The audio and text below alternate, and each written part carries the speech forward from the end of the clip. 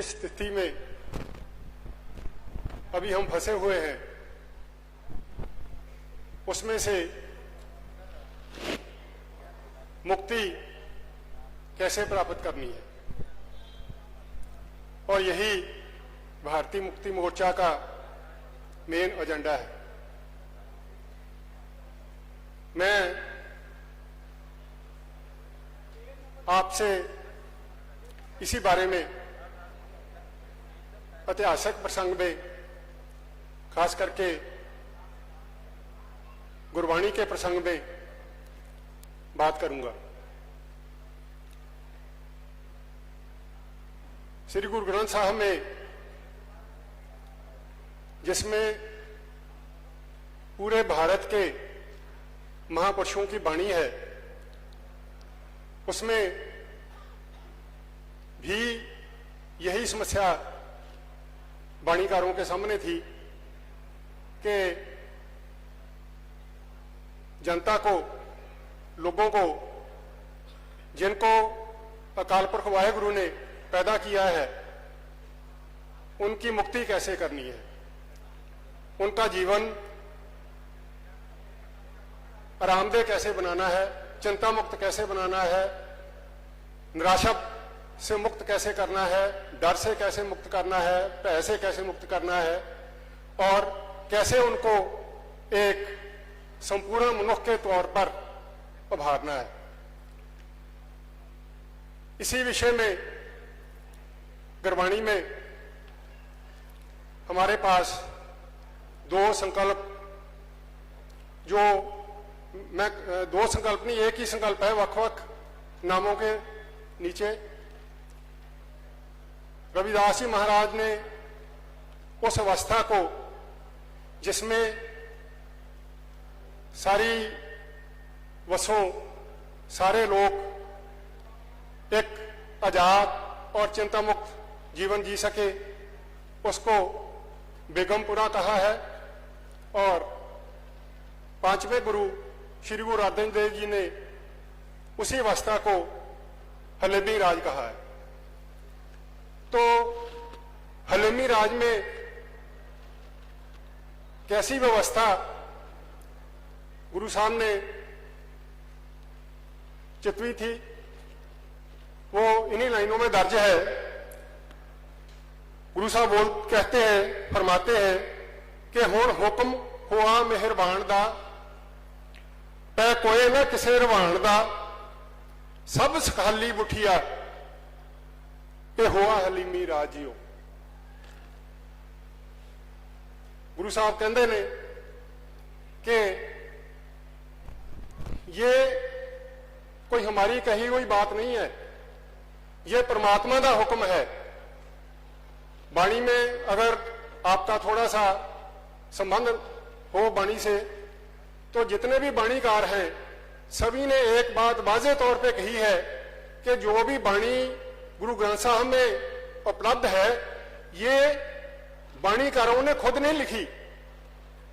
ये उनको अकाल पुरख से, परमात्मा से अपेक्षित हुई थी। वाणी में जगह जगह आया है कि हो आपो बोल ना जानदा, मैं कहा सब हुक्माओ जियो, कि मैं अपने तौर पे वाणीकार सभी में थोड़े बहुते अंतर से, शब्दों का अंतर है, लेकिन एक बात सभी कहते हैं कि मैं जो भी बात कर रहा हूं मैं नहीं कर रहा, मैं वही बात कर रहा हूं जो मेरे को आवेश हुआ है। ऐसे ही बहुत से, मैं ज्यादा टाइम उसमें चला जाएगा, लेकिन मैं आपको यही एक बात बता के आगे चलना चाहता हूं कि ये जो भी वाणी में गुरु साहब ने, या जो बाकी महापुरुष थे जिनकी वाणी गुरु ग्रंथ साहब में दर्ज है, उन्होंने सबने एक मिलकर ही बात कही है कि जो कुछ भी वो कह रहे हैं वो सारी की सारी अकाल पुरख से प्रेषित बात हुई है। और ये जो हुक्म हुआ मेहरबान दा, और जिसके हिसाब से हलेमी राज की स्थापना होनी है, वो भी अकाल पुरख का हुक्म है, वो भी किसी व्यक्ति का हुक्म नहीं है। और उस हलेमी राज में फिर क्या होगा, कैसा राज होगा, कैसी व्यवस्था होगी, कैसी स्टेट होगी, वो फिर इसमें संक्षेप में बता रहे हैं कि पै कोई ना किसी हुण हुक्म हुआ मेहरबान दा, पै किसी ना कोई रवान दा। रवान दा हुंदा डराउणा, भयभीत करना कि परमात्मा ने चाहा है कि इस दुनिया में एक अजिहा राज प्रबंध हो जिसमें कोई भी किसी को डराए ना, कोई भी किसी के साथ धक्का ना करे, कोई भी किसी को परेशान ना करे, कोई भी किसी के हक ना खोए, और सब सखाली मुठिया, मुठिया होता बसदी, सखाली मैंने आराम से। और इस अवस्था में, इस स्टेट में, इस प्रबंध में जितनी भी वसों है, जो भी है, बगैर जात पात के परवाह किए, बगैर ऊंच नीच के परवाह किए, बगैर गरीब अमीर की बात किए, सब के सब जो बड़ी आराम की सखाली, आम साधारण शब्द है कि जिसमें सभी आराम से, सखाई से, बगैर किसी कष्ट से, बगैर कोई तरद्दुद कीते हो आराम से अपनी जिंदगी जैसे परमात्मा ने दी है उसको व्यतीत कर सके। ऐसा गुरु अर्जन देव जी चाहते हैं, कहते हैं कि परमात्मा ने उनको आदेश हुआ है कि ये इस दुनिया में एक अजिही जो राज की व्यवस्था है, स्टेट की व्यवस्था है, वो कायम की जाए। और शब्दों का थोड़ा सा अंतर है। रविदास, गुरु रविदास जी भी यही फरमाते हैं, कहते हैं बेगमपुरा शहर को नाओ, दुख अंधो नहीं को थाओ। वो कहते हैं कि हम, परमात्मा का हुक्म है कि हम इस दुनिया में एक अजिहा शहर बसाया जाए, अजिही स्टेट एस्टैब्लिश की जाए, अजिहा राज प्रबंध बनाया जाए जिसमें क्या हो, दुख अंधो, जिसमें किसी को कोई दुख ना हो, जिसमें किसी को कोई चिंता ना हो जीने की। आज हम अपनी जिंदगी में थोड़ा ध्यान मार के देख लें, सुबह से लेकर शाम तक आदमी कितना चिंता में डूबा हुआ है, और आज की जितनी बीमारियां हैं वो सारी की सारी चिंता की पैदा की हुई है। तो रविदास जी महाराज ये बता रहे हैं कि जो परमात्मा ने हुक्म किया है उसके हिसाब से हमने एक अजिहा राज एस्टैब्लिश करना है जिसमें किसी को कोई दुख ना हो, किसी को कोई चिंता ना हो, किसी को कोई परवाह ना हो, किसी को ये ना हो कि सुबह रोटी खा ली है दोपहर को मिलनी है या नहीं मिलनी, किसी को ये चिंता ना हो कि मैंने सामान रखा है घर में, पता नहीं मेरा सामान घर में सेफ है कि नहीं है, किसी को ये चिंता ना हो कि मैं बाहर जा रहा हूं, पता नहीं जिंदा वापस आऊंगा कि नहीं आऊंगा। वो ऐसा राज चाहते हैं, अजिहा उनका कहना है कि परमात्मा चाहता है कि एक अजिहा राज हो जिसमें कोई, जिसका नाम ही बेगमपुरा हो, कि जिसमें कोई गम नहीं है, जिसमें कोई चिंता नहीं है, जिसमें कोई दुख नहीं है, अजिहा राज जो है स्थापित किया जाए। और ना तसवीस,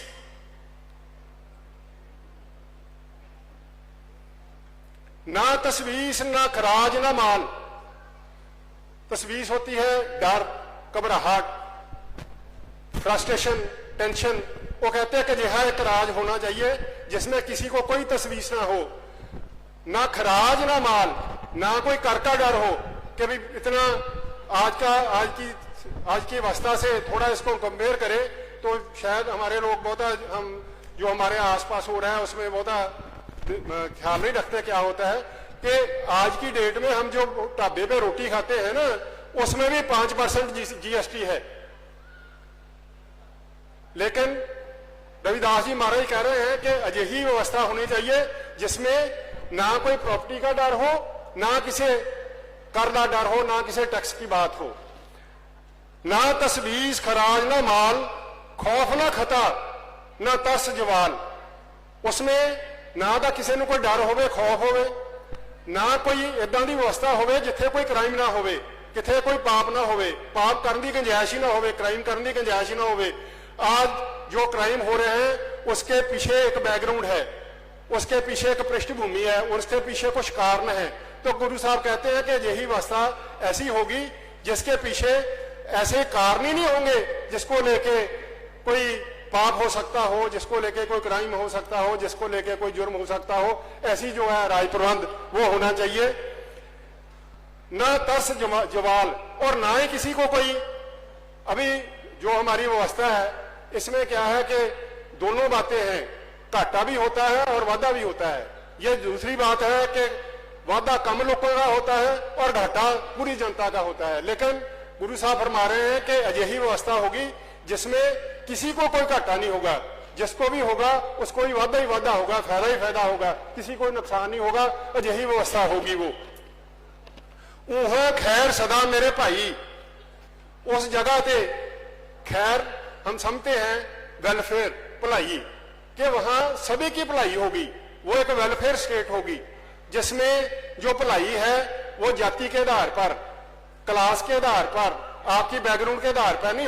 होगी। सभी को एक बराबर सहूलतें मिलेंगी, सभी को एक बराबर जो भलाई के मौके हैं वो मिलेंगे।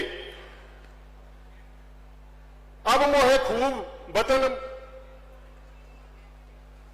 गाह पाई, वो कहते मैं भी उदां दी अवस्था दे विच, मैं भी उदां दी व्यवस्था दे विच मैनूं स्थान मिल गया, मैं उदां दी अवस्था विच रहण दा मौका मिल गया, तो मैं इत्थे इहो जी अवस्था दे विच मैं प्रवास कर लिया। और मेरा जीवन जिहड़ा, क्योंकि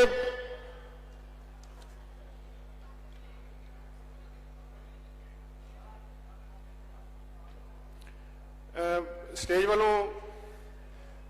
कंकलूड करने का हुक्म होया, मैं अपनी गल नूं शॉर्ट करके अगे वधा कि इस तरह गुरु रविदास जी ने सानू एक अजिहा राह दस्या जिहदे ते एक इदां दा जिहड़ा स्टेट आ इदां दी कायम की जा सकती है जिहदे विच